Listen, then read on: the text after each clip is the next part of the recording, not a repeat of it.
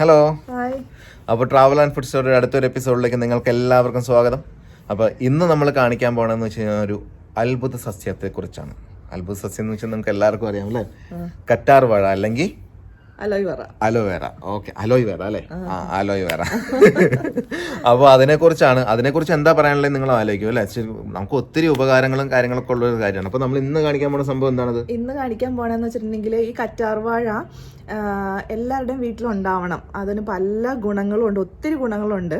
അപ്പോൾ അത് എങ്ങനെ നമ്മൾ ചട്ടിയിൽ വളർത്താൻ ഒരു പാടുമില്ല. ഈ കറ്റാർവാഴ എവിടെ ഇട്ടാലും വളരും. പക്ഷെ അത് നല്ല കരുത്തോടു കൂടി നമുക്ക് ആവശ്യത്തിന് എടുക്കണ രീതിയിൽ അതെങ്ങനെ വളർത്താം എന്ന് അതിന്റെ ഒരു ടിപ്സ്. നമുക്ക് ഉപയോഗമുള്ള പല സാധനങ്ങളാണല്ലോ, അപ്പൊ അതെങ്ങനെ ഹെൽത്തി ആയിട്ട് വരും വീട്ടില് ചട്ടിയിൽ എങ്ങനെ വളർത്താം. അപ്പൊ ഞാൻ ചട്ടിയിൽ വളർത്തിയേക്കുന്നതും കാണിച്ചു തരാം. അപ്പൊ അതിന് വേണ്ടി ഞാൻ എന്താ ഇടണ കാര്യങ്ങളും വ്യത്യാസം ഉണ്ടെന്ന് വെച്ചാൽ നമുക്ക് ചെയ്യാൻ പറ്റുന്ന കാര്യങ്ങളാണ്. അപ്പൊ അത് എന്തൊക്കെയാ ഞാൻ ചെയ്യണേന്ന് അത് കാണിച്ചു തരാം.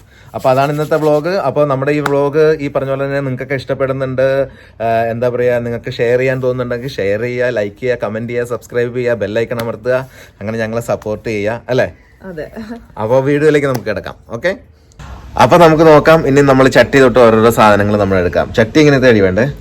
ചട്ടി എന്ന് പറഞ്ഞിട്ടുണ്ടെങ്കിൽ ചട്ടിയിൽ ഫുള്ള് ഇങ്ങനെ നമ്മൾ ഹോൾ ഇട്ടിട്ടുള്ള ചട്ടിയാണ് നമുക്ക് വേണ്ടത്. അപ്പൊ അതിന്റെ കാര്യം എന്താന്ന് വെച്ചിട്ടുണ്ടെങ്കിൽ ഈ കറ്റാർവാഴയില് വെള്ളം നിൽക്കരുത്. വെള്ളം നിന്നാ അത് അഴുകിപ്പോവും. അപ്പൊ അതുകൊണ്ടാണ് ഈ ഹോള് വേണമെന്ന് പറഞ്ഞത്. ഹോൾ ഇല്ലെങ്കിൽ ഹോൾ ഇട്ട് കൊടുക്കാം, അല്ലെങ്കിൽ ഇങ്ങനത്തെ ചട്ടി ഉണ്ടെങ്കിൽ ഇങ്ങനത്തെ ചട്ടി ഉപയോഗിക്കാം. അത്യാവശ്യം നല്ല ഹോൾ ഉണ്ട് അല്ലേ? അതിന് അധികം ഹോളുണ്ട്. അപ്പൊ നമ്മൾ കുറച്ച് അത് ഹോള് മറയ്ക്കാനായിട്ട് കുറച്ച് ടൈൽസിന്റെ പൊട്ടിയ കഷ്ണങ്ങള് നമ്മളൊന്നങ്ങ് ഇട്ട് കൊടുക്കാം. അതിന്റെ ഹോളൊക്കെ ഒന്ന് ക്ലിയർ ചെയ്ത് കണ്ട, അതൊന്ന് ജസ്റ്റ് അവിടെ ഇവിടെയൊക്കെ ഒന്നങ്ങ് ഇട്ട് കൊടുത്താൽ മതി. ഒന്ന് മെയിൻ ഹോളുകളൊക്കെ, എന്നാലും അതിന് വെള്ളം അങ്ങ് ഒലിച്ചു പോണം അതിന്. അപ്പൊ അത് നമ്മൾ ഇട്ട് കൊടുത്തിട്ട് ഇനി അതിന്റെ ഇമ്പോർട്ടന്റ് പാർട്ട് എന്താന്ന് വെച്ചിട്ടുണ്ടെങ്കിൽ ഇനി മണ്ണാണ് അതിന്റെ ഒരു ഇമ്പോർട്ടന്റ് ഭാഗം. ഈ മണ്ണെന്ന് പറഞ്ഞിട്ടുണ്ടെങ്കിൽ നമ്മൾക്ക് ഇത്ര വലിയ കാര്യമൊന്നുമില്ല. മണ്ണില് നമ്മൾക്ക് എന്ത് മണ്ണ് വേണമെങ്കിലും എടുക്കാം. ക്ലേ ഒന്നും എടുക്കരുത്, ഈ വെള്ളം ഇറങ്ങാത്ത മണ്ണ് എടുക്കരുത്. ഇറങ്ങണ ഏത് മണ്ണെടുത്താലും കുഴപ്പമില്ല കേട്ടോ. അപ്പൊ ഇത് നമ്മുടെ സാധാരണ ഇവിടുത്തെ മണ്ണാണ്, അതിലൊന്നുമില്ല. കുറച്ച് കമ്പോസ്റ്റ് മണ്ണ്, അതായത് ഞാൻ ഈ പച്ചക്കറി വേസ്റ്റ് ഇട്ട് വെച്ചിരുന്ന കുറച്ച് മണ്ണും കൂടെ എടുത്തിട്ടുണ്ട് മിക്സ് ചെയ്യാനായിട്ട്. പിന്നെ ഇതെന്ന് പറഞ്ഞാൽ ഇത് റിവർ സാൻഡ് എന്ന് പറയാം. നമ്മുടെ കടൽ മണലല്ല, ഇതിന് റിവറിലൊക്കെ ഉണ്ടാവുന്ന ഒരു തരം മണലില്ലേ, അതാണ്. അപ്പം അത് വേണമെന്ന് നിർബന്ധമില്ല, ഞാൻ എടുക്കണമെന്നേ ഉള്ളൂ. ഒരു നിർബന്ധവും ഇല്ല വേണമെന്ന്. അത് കണ്ടില്ലെങ്കിൽ തരി കൂടുതലുള്ള മണ്ണ്. അപ്പം ഞാൻ അത് കുറച്ച് ഇതിലോട്ട് മിക്സ് ചെയ്യുക. പിന്നെ ഇതും കൂടെ ഞാനൊന്നങ്ങ് അതെല്ലാം കൂടെ അതിനകത്ത് ഇടണം. ഇട്ടിട്ട് മണ്ണിരകൾ എത്രയാന്ന് നോക്കിയതിനകത്ത് ഓർമ്മ എവിടെ ഉണ്ട്, ഓർമ്മ ഉള്ളിലോട്ട് പോയിട്ടുണ്ട്. പോയാ ഞാനത് അന്നൊന്നങ്ങ് മിക്സ് ചെയ്യണം അല്ലേ? ശരി, ഒന്നങ്ങ് മിക്സ് ചെയ്തങ്ങ് കൊടുത്താൽ മതി. അത് വലിയ കാര്യമൊന്നുമില്ല. അതിൻ്റെ ഉള്ളിലിട്ടിട്ട് വേണമെങ്കിൽ മിക്സ് ചെയ്യാം. നമ്മളത് നമ്മുടെ ചട്ടി ഇതിങ്ങനെ സെറ്റ് ചെയ്ത് വെച്ചിട്ടുണ്ട് അല്ലേ? അതിലേക്ക് നമ്മളങ്ങ് എടുത്തിട്ടു. ഇത്രയും 3/4 ഭാഗം നിറയ്ക്കുക. അപ്പം അതിനുശേഷം നമ്മുടെ ഇവിടെ കുഞ്ഞുങ്ങള് അലോവേറയുടെ കുഞ്ഞുങ്ങളെ എടുക്കുക. ഈ അലോവേറയുടെ കുഞ്ഞെന്ന് പറയാൻ എനിക്ക് പറ്റില്ല, കാരണം ഇത് ഞാൻ ഈ ചെടിച്ചട്ടിയിൽ നട്ടു വെച്ചിരുന്നതാ. പക്ഷെ ഒരു വളവും ശ്രദ്ധ പോലും ഇല്ലാണ്ട് വളർന്നു വന്നേക്കുന്നതാണ് ഈ കാണുന്നത്. പക്ഷെ ചെറിയ ചെടിച്ചട്ടി ആയതുകൊണ്ട് അത് അത്രേ വളർന്നോളൂ.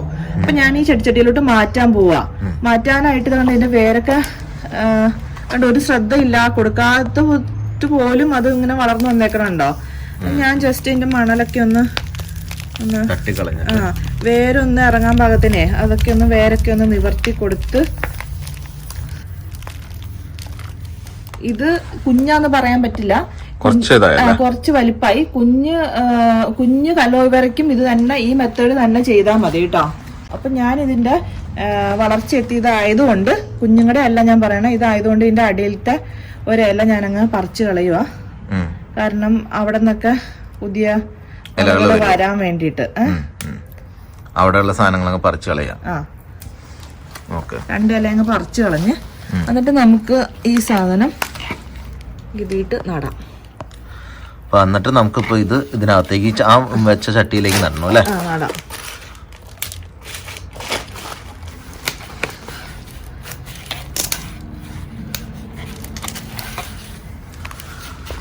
ഇതിൽ ഇത്രയും മണ്ണ് മതി കവർ ചെയ്ത് നിൽക്കണമല്ലോ. കവർ ചെയ്ത് നിൽക്കണോ? ഇനി കുറച്ചും കൂടെ ഇടണമെങ്കിൽ ഇടാൻ കുഴപ്പമില്ല.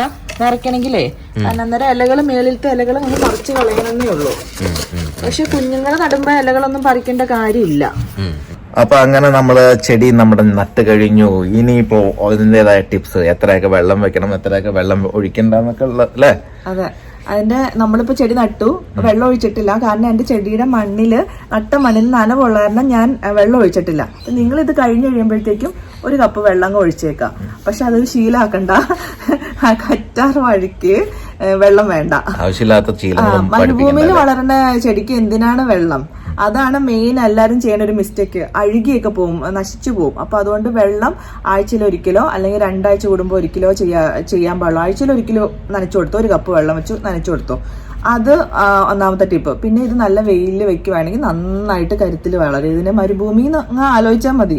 മരുഭൂമിയിലാണല്ലോ ഇത് വളരണേന്ന് ആലോചിച്ചാൽ.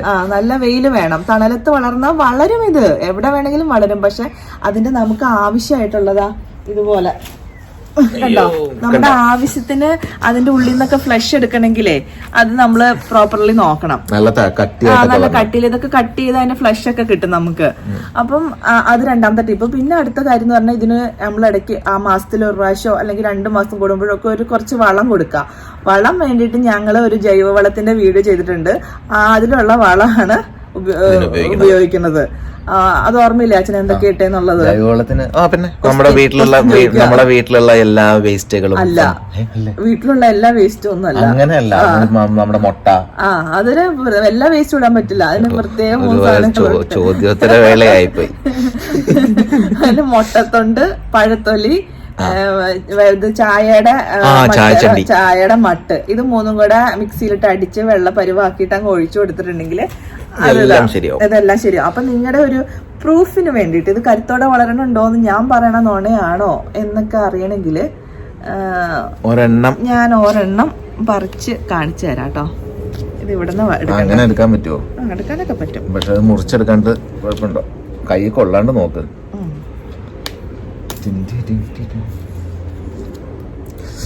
കണ്ട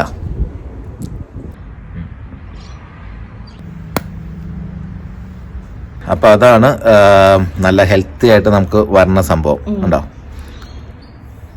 അപ്പൊ ഇത് ഞങ്ങൾ ഇന്ന് ജ്യൂസ് അടിക്കും. അപ്പൊ കറ്റാർവാഴ തലമുടിക്കും സ്കിന്നിനും ശരീരത്തിന്റെ പല അസുഖങ്ങൾക്കും നല്ലതാണ് കേട്ടോ. അതുകൊണ്ട് അതെല്ലാത്തിനും നല്ലതായത് കൊണ്ടാണ് ഇതൊരു അത്ഭുത സസ്യം എന്ന് പറയണത് തന്നെ. അപ്പൊ ഇതെല്ലാവരുടെയും വീട്ടിൽ വളർത്തണം. അപ്പൊ ഇത് വളരെ ഈസിയാന്ന് മനസ്സിലല്ലോ, ഒരു കെയറും വേണ്ട ഇതിന്.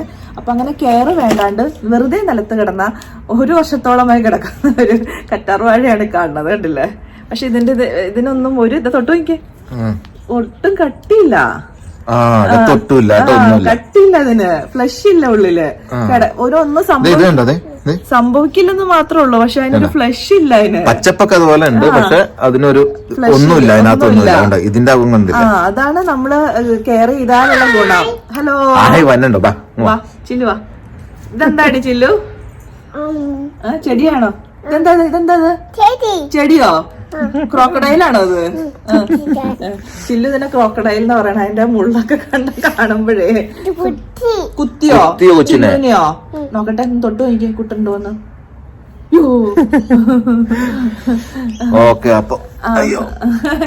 ഹലോ പറയാ. സുഖാണോന്ന് ചോദിച്ചേ. അപ്പം അതാണ് നമ്മളിപ്പോ ഇത് ഇങ്ങനെ ഇടുന്നിട്ട് കരുത്ത് വരണമെങ്കിൽ നമ്മളൊന്ന് ശ്രദ്ധിക്കണം. അപ്പൊ മണ്ണിൽ നടുവാണെങ്കിൽ ഇത്രയും പരിപാലനം വേണ്ട. ചട്ടിയിൽ നടന്നുകൊണ്ടാണ് ഇതൊക്കെ ആയിട്ട് ഞാൻ പറഞ്ഞു തന്നത്. അപ്പൊ ഇത്ര ഈസി അല്ലേ? ഇതുവരെ കാര്യമൊന്നും അല്ലല്ലോ. അപ്പൊ അതൊക്കെയാണ് നമ്മുടെ കറ്റാർവാഴയുടെ കാര്യങ്ങള്. അപ്പൊ നിങ്ങൾ നട്ടു നോക്കുക. നിങ്ങൾക്ക് എന്തെങ്കിലും സംശയം ഉണ്ടെങ്കിൽ പറയാ. അപ്പൊ ഇതിന്റെ റെസിപ്പിയൊക്കെ അടുത്ത ഓരോ വ്ളോഗുകളിൽ ഞങ്ങൾ കാണിക്കും. ഓയിൽ ചെയ്തിട്ടുണ്ട് കേട്ടോ. കറ്റാർവാഴ ഓയില് പണ്ട് ഞങ്ങൾ ചെയ്തിട്ടുണ്ടായിരുന്നു. അതൊന്ന് പോയി കാണുക. അതുപോലെ തന്നെ ജ്യൂസ്, ജെല്ല്, ഫേസ് ജെല്ലൊക്കെ ഉണ്ട്. അതൊക്കെ നമ്മൾ ഇനി വരുന്ന സമയമുണ്ടല്ലോ, വരുന്ന എപ്പിസോഡുകളിൽ കാണിച്ചു തരാം. അപ്പം നമ്മുടെ വീഡിയോ ഇഷ്ടപ്പെട്ട ലൈക്ക് ചെയ്യുക, കമന്റ് ചെയ്യുക, സബ്സ്ക്രൈബ് ചെയ്യുക, ഷെയർ ചെയ്യുക, ബെല്ലൈക്കൺ അമർത്തുക, സപ്പോർട്ട് ചെയ്യുക. അപ്പൊ സപ്പോർട്ട് ചെയ്ത എല്ലാവർക്കും ഒത്തിരി നന്ദി. പിന്നെ നമ്മുടെ വ്ലോഗ് ബുധനാഴ്ചയും കൂടെ നമ്മളിപ്പോ ഒരെണ്ണം സ്റ്റാർട്ട് ചെയ്തിട്ടുണ്ട്. അപ്പൊ അതിൽ ട്രാവലൊക്കെ കൂടുതൽ കാണിക്കാന്നാണ് ഉദ്ദേശിക്കുന്നത്. എപ്പോഴും പറ്റില്ല, പക്ഷെ പറ്റാവുന്ന രീതിയിൽ പുറത്തൊക്കെ പോണത് കാണിക്കാന്ന് വിചാരിച്ചിട്ട് ചെയ്തിട്ടുണ്ട്. അപ്പൊ ബുധനാഴ്ചയും ശനിയാഴ്ചയാണ് നമ്മുടെ വീഡിയോസ് വരണത്. അപ്പൊ അടുത്തൊരു എപ്പിസോഡിൽ കാണുന്നവരെ ബൈ.